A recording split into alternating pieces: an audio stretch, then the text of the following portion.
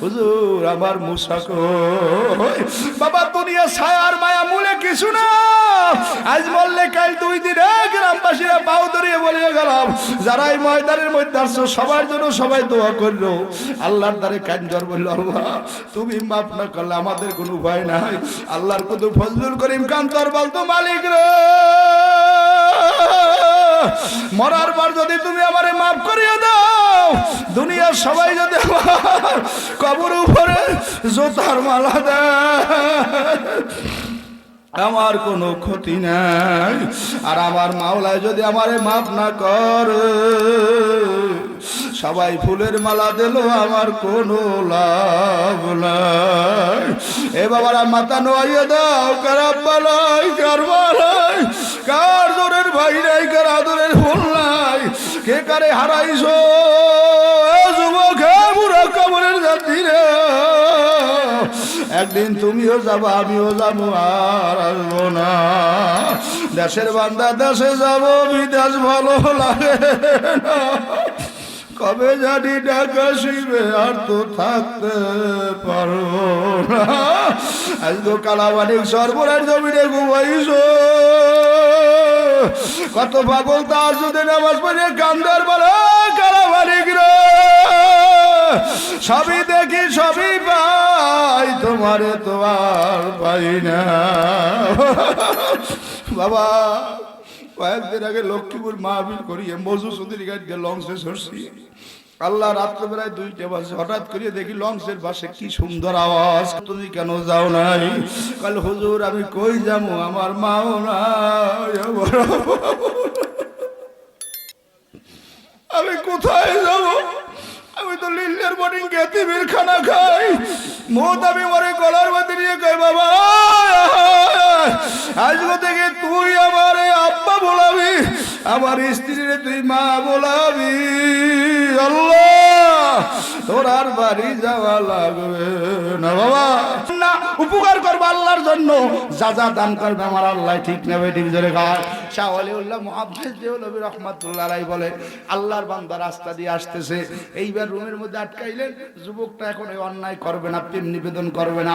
যুবক হঠাৎ আল্লাহর দ্বারে খবর দিয়েছে, আল্লাহ আমারে বাদশাহ রানী বিপদে ফেলাইছে, এই বিপদে কোনে বাঁচাবার মালিক কেডা? হয় নাই, জোরে কন কেডা, আরো জোরে কন কেডা? আল্লাহ কয় তুই ধৈর্য ধর, যার কেউ নাই তার আমি আসি, মা তানাসরুল্লাহ নাসরুম মিনাল্লাহ ওয়া ফাতহুন করিব ওয়া বাশশিরিল মুমিনিন, যা লাগবে আমার দ্বারে বলো। আল্লাহর বান্দায় মহিলায় ডাক দেখায়, বোন আমার একটু বাথরুমের ব্যাগ হইছে, দূরে যাওয়া লাগবে না, এই অ্যাটাচ করা বাথরুম যাই।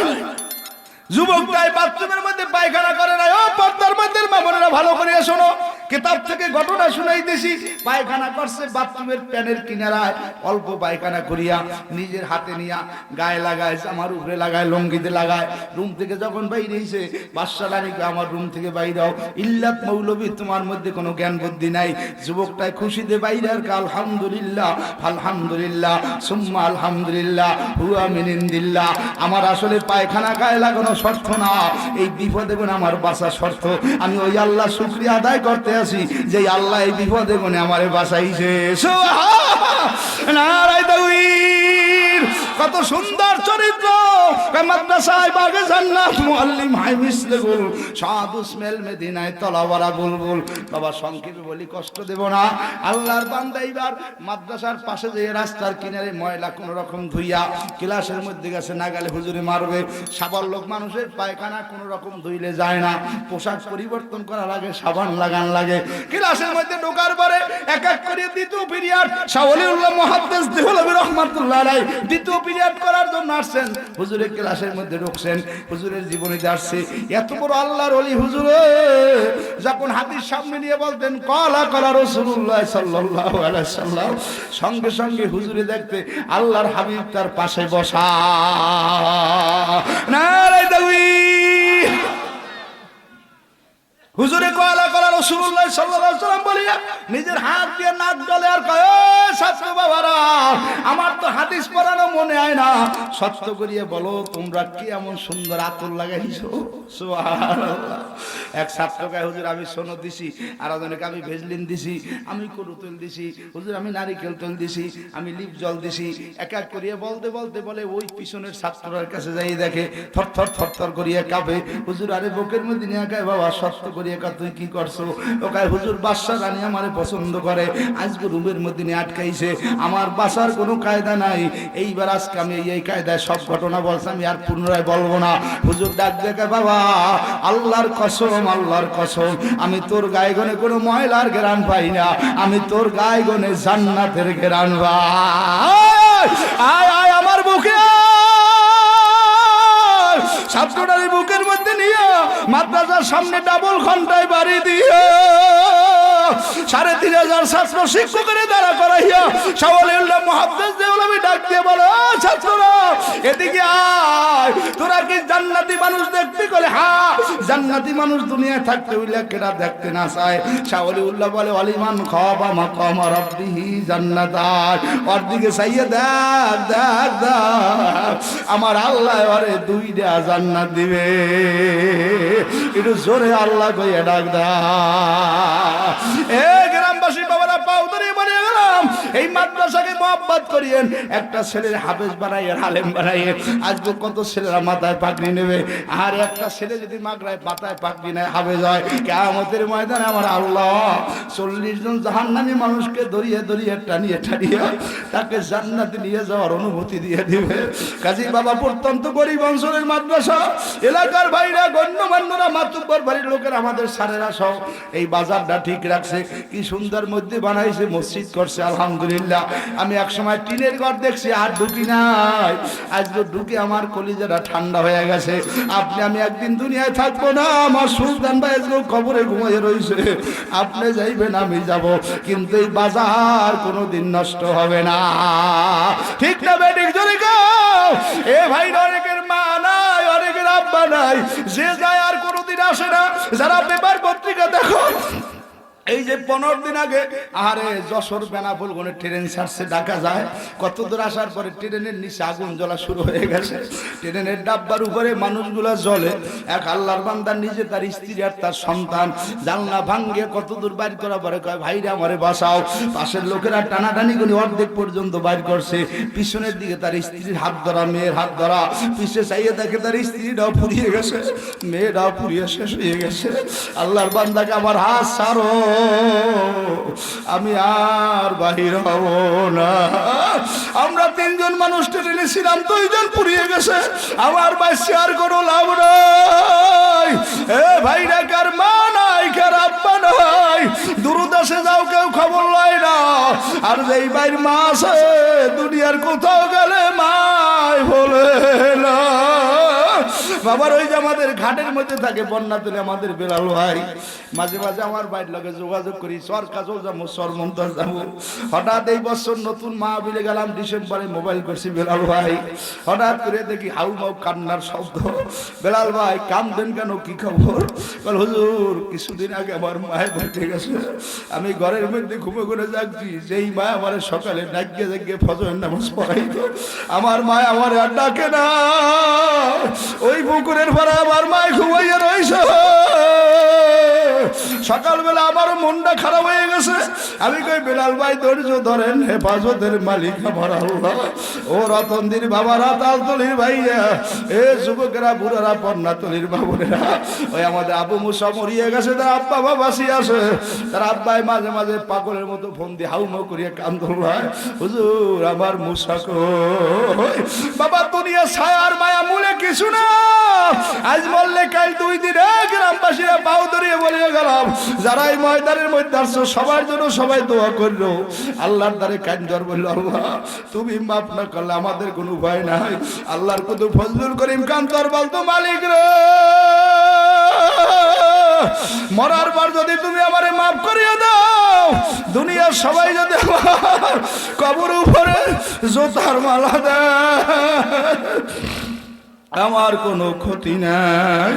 আর আমার মাওলায় যদি আমারে মাফ না করে, সবাই ফুলের মালা দিল, আমার কোনো লাভ নাই।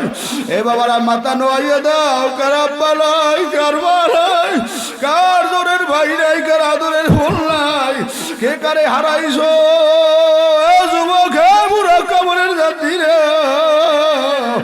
একদিন তুমিও যাবো, আমিও যাবো, আর আসবো না। দেশের বান্দা দেশে যাবো, বিদেশ ভালো লাগে না। কবে জানি ঢাকা শিবে আর তো থাকতে পারবো না। আজকে কালাবাড়ি সর্বরার জমিনে ঘুমাইছো, কত পাগল তাহাজ্জুদে নামাজ পড়ে কান্দার বলে কালাবাড়ি রে। সবই দেখি সবই পাই, তোমারে তো আর পাই না। বাবা কয়েকদিন আগে লক্ষ্মীপুর মাহফিল করিয়ে মজু চৌধুরী গাড়িতে লঞ্চে সরছি। আল্লাহ রাত্রবেলায় 2টা বাজে, হঠাৎ করিয়ে দেখি লঞ্চের পাশে কি সুন্দর আওয়াজ, কুতুবে আলম ফজলুল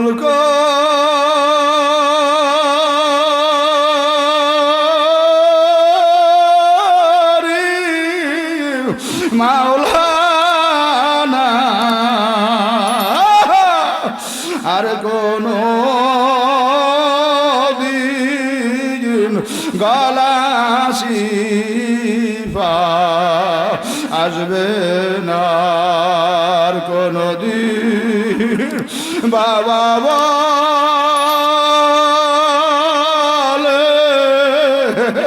ডাকবে না আর কোনদিন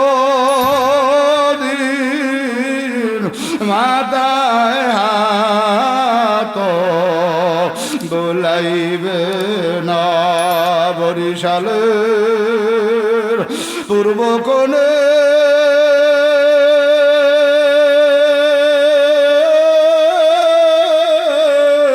সর্বনাইরি ময়দান ঘুমিয়ে আসেন কালামানি জান্নাতেরি বাগানে। কাজী বাবা আমার জন্য দোয়া করি, আমিও দোয়া করি। আমার মাওলা যখন যারে ডাক দেবে তার গোলাম বানাইছে ডাক দেয়। কবরে জানলায় মাফ করিয়ে দেয়, হাসরে মাফ করিয়ে দেয়, মিজানে মাফ করিয়ে দেয়, পুলসিরাতে মাফ করিয়ে দেয়, কিয়ামতের ময়দানে বিনা হিসাবে আল্লাহ জান্নাত দিয়ে দেয়।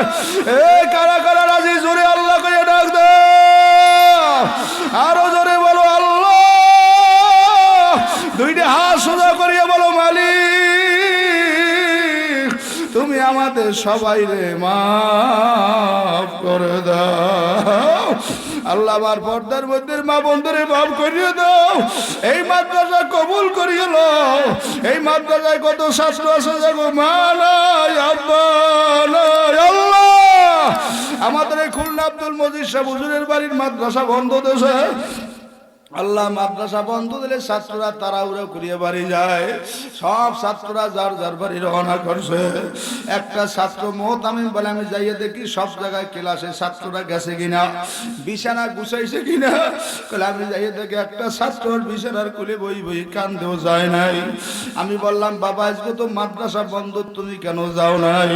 কাল হুজুর আমি কই যাবো, আমার মাও নাই, আমি কোথায় যাব? আমি তো লিল্লের বোর্ডিং এতিমের খানা খাই। মোহতামি মরে গলার মধ্যে নিয়ে কই বাবা আজকে থেকে তুই আমার আব্বা বলাবি, আমার স্ত্রীর তুই মা বলাবি। আল্লাহ তোর আর বাড়ি যাওয়া লাগবে না বাবা। এই তোমাকে গলা সিজা পৌর মানুষের ইমাম সাহেব এখন আসি কিনা আমার জানা নাই। ইমাম সাহেব আর শুকনা পাতলা একটা মানুষ। আমি যখন পৌর মানুষের মাহফিল করছে, একদিন ইমাম সাহেব আমারে বলে হুজুর, কলে কি গেল আমার স্ত্রীর জন্য একটু দোয়া করলেন। আমি বলি কি হয়েছে? কলে হুজুর আমার স্ত্রী হঠাৎ একদিন কলে গনে স্টক করিয়া পাড়া খাইয়া দুনিয়ায় গনে বিদায় হয়ে গেছে। আমি কই দোয়া করি আল্লাহ জান্নাত নসিব করো। কাল হুজুর আর একটা ঘটনা, আমার 2টা ছেলে মেয়ে ওরা রাইতে অনেক সময় বাড়িতে থাকে না, কই থাকে? কলে ওর মার কবরের দ্বারে যায়। হঠাৎ একদিন রাত্রে 1টার সময় আমার মনে পড়ছে আমি বাড়ি যাব। যাইয়া বাড়িতে সাইকেল থামাইয়া দেখি আমার ঘরের দরজা খোলা। রাত 1:45 বাজে, আমার ছেলে মেয়ে 2টা ঘরে না। ঘরে সব মানুষ ঘুমায়। নয়। বাড়ির সবাই জাগাইলাম, বাতি জ্বালাইলাম, ওরা কপাল পোড়া। আমার দাদি ডাক দিয়ে কয় মাওলানা ওরা মনে আর মার খবরের দ্বারে গেছে। বলে এত খোঁজাখুঁজি রাত্রে লাইট নিয়ে বাতি নিয়ে যাইয়ে দেখি দুই ভাই বোন আর মার খবরের দ্বারে বই বই কান্দে আর কয় মা গো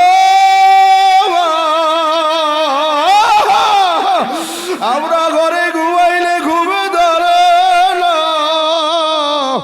আমরা তোমার দ্বারে যাব, তোমার দ্বারে থাকো। আর মার কান্না দেখে সন্তানরা কান্দে।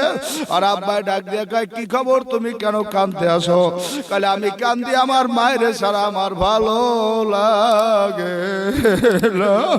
আর আব্বাই আমি তোমার নিতে এসে বাচ্চা দুইটা কান্দার কাব্বা আমি বাড়ি যাব না,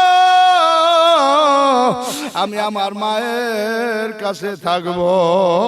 এ গ্রামের বাবারা কার মা নাই, কার আব্বা নাই, কার জোরের ভাই নাই, সবাই প্রাণ করিয়া সবার জন্য দোয়া করিল। আমার মাওলা যেন সবাই মাফ করিয়া দেয়। আবার সবাই জবান খুললে জোরে একবার আল্লাহ কইয়া ডাক দাও, এ জোরে ডাক দাও আল্লাহ, আরো জোরে বলো আল্লাহ। নারায়ে তাকবীর। বাবা আমি আর